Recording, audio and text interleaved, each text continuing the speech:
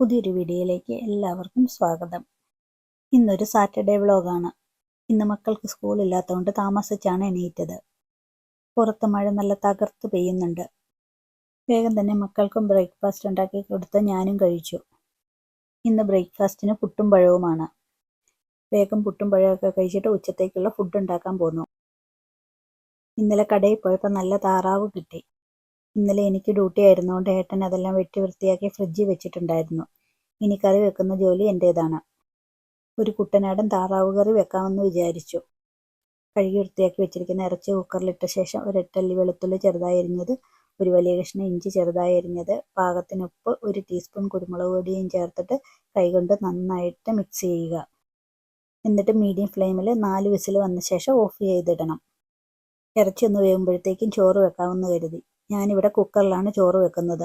അതിനായിട്ട് 3 ഗ്ലാസ് അരിയാണ് ഞാൻ എടുത്തിരിക്കുന്നത്. അരി നന്നായിട്ട് കഴുകിയ ശേഷം ഇതിലേക്ക് തിളപ്പിച്ച വെള്ളമാണ് ഞാൻ ഒഴിക്കുന്നത്. കുക്കറിൻ്റെ 3/4 ഭാഗത്തോളം വെള്ളം ഞാൻ ഒഴിക്കും. എന്നിട്ട് അടച്ചു വെച്ചിട്ട് മീഡിയം ഫ്ലെയിമിൽ ഒരു വിസിൽ ഫുള്ളായിട്ട് പോകും. എന്നിട്ട് രണ്ടാമത്തെ വിസിൽ നിറഞ്ഞു കഴിയുമ്പോൾ തീ ഓഫ് ചെയ്തിടും. ഇതിൻ്റെ എയറെല്ലാം പോയിട്ടുണ്ട്. കണ്ട പാകത്തിന് വെള്ളമുണ്ട്. ഇനി ഇതൊന്ന് നന്നായിട്ട് തിളപ്പിച്ചിട്ട് ഊറ്റുവാണ് ഞാൻ ചെയ്യുന്നത്. ഇങ്ങനെ ചെയ്യുമ്പോൾ നമ്മൾ അടുപ്പിലൊക്കെ കലത്തിൽ ചോറ് വെക്കത്തില്ലേ, അതേ രീതിയിൽ നമുക്ക് ചോറ് കിട്ടും. ഇനി താറാവ് കറിക്ക് വേണ്ടുന്ന മസാല തയ്യാറാക്കാം.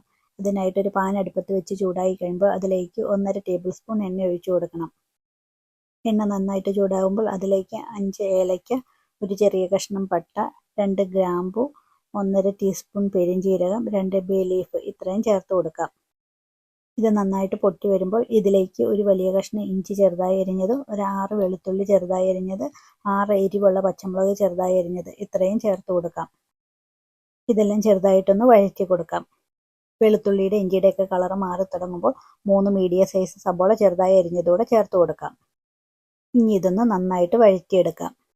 വേഗം വഴന്നു കിട്ടാൻ ഇത്തിരി ഉപ്പൂടെ ചേർത്ത് കൊടുക്കാം. ഇപ്പോൾ സബോള നന്നായിട്ട് വഴന്നു കിട്ടിയിട്ടുണ്ട്. ഇനി തീ കുറച്ചിട്ട് നമുക്ക് ഇതിലേക്ക് വേണ്ടുന്ന പൊടികൾ ചേർക്കാം. ഇതിലേക്ക് 1/2 ടീസ്പൂൺ മഞ്ഞൾപ്പൊടി, ഒരു 5 ടീസ്പൂൺ മല്ലിപ്പൊടി ഇത്രയും ചേർത്തിട്ട് പൊടികളുടെ പച്ചമണം മാറുന്നവരെ ഒന്ന് വഴറ്റിയെടുക്കാം. മല്ലിപ്പൊടിയുടെയൊക്കെ പച്ചമണം മാറിയപ്പോൾ ഇതിലേക്ക് 1 ടീസ്പൂൺ കുരുമുളക് പൊടിയും കൂടെ ചേർത്തിട്ട് ചെറുതായിട്ടൊന്ന് വഴറ്റിയെടുക്കണം.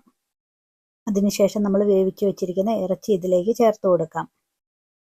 ഇനി ഇത് നന്നായിട്ട് മിക്സ് ചെയ്തതിന് ശേഷം മസാലയൊക്കെ ഇതിൽ പിടിച്ച് ചാറൊക്കെ കുറുകി വരാനായിട്ട് നമുക്ക് വെയിറ്റ് ചെയ്യാം.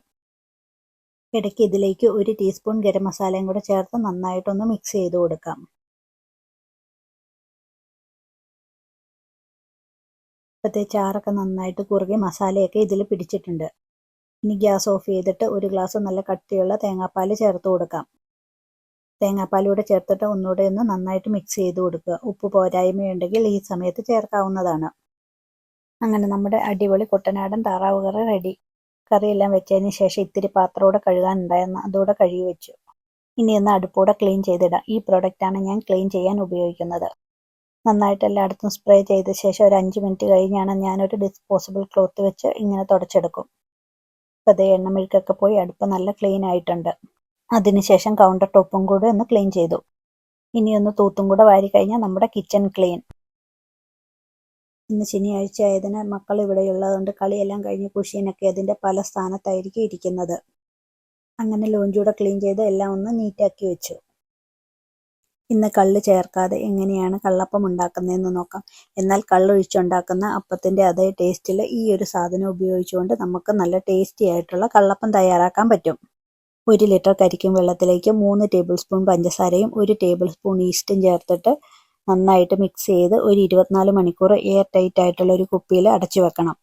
24 മണിക്കൂർ കഴിഞ്ഞ് തുറന്ന് നോക്കുമ്പോൾ നമുക്കൊരു തെങ്ങിൻ കള്ളിൻ്റെയൊക്കെ രീതിയിൽ ഇത് കിട്ടും. മിക്സിയുടെ ജാറിലേക്ക് ഒരു 6 മണിക്കൂർ കുതിർത്ത് വെച്ച പച്ചരി, ആവശ്യത്തിന് തേങ്ങ, ഒരു 5 അല്ലി ചുവന്നുള്ളി, 1 അല്ലി വെളുത്തുള്ളി, 1 തവി ചോറ് ഇത്രയും കൂടെ ചേർത്തിട്ട് നമ്മൾ ഉണ്ടാക്കി വെച്ചിരിക്കുന്ന ആ കള്ളൂടി ഉപയോഗിച്ചിട്ട് നന്നായിട്ട് അരച്ചെടുക്കണം. നന്നായിട്ട് കൈകൊണ്ട് മിക്സ് ചെയ്ത ശേഷം അത്യാവശ്യം ചൂടുള്ള ഭാഗത്ത് ഒരു 8 മണിക്കൂർ പൊങ്ങാനായിട്ട് മാറ്റി വെക്കാം. ഇവിടെ ഭയങ്കര തണുപ്പായതുകൊണ്ട് ഓവൻ പ്രീ ഹീറ്റ് ചെയ്തിട്ട് ഞാൻ അതിലാണ് വെക്കുന്നത്. പിന്നെ ഉച്ചയ്ക്ക് ചോറിൻ്റെ ശേഷം ഇച്ചിരി നേരം പോയി കിടന്ന് ഉറങ്ങി. അതിന് ശേഷം സന്ധ്യയായപ്പോഴത്തേക്കും കുളിയെല്ലാം കഴിഞ്ഞ് വിളക്ക് വെച്ചു. ഇത് കണ്ട് നമ്മൾ നേരത്തെ കലക്കി വെച്ച മാവ് നന്നായിട്ട് പൊളിച്ച് കിട്ടിയിട്ടുണ്ട്.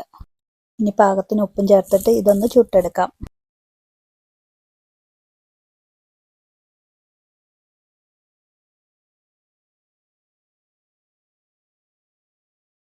നല്ല അടിപൊളി കള്ളപ്പം റെഡി ആയിട്ടുണ്ട്.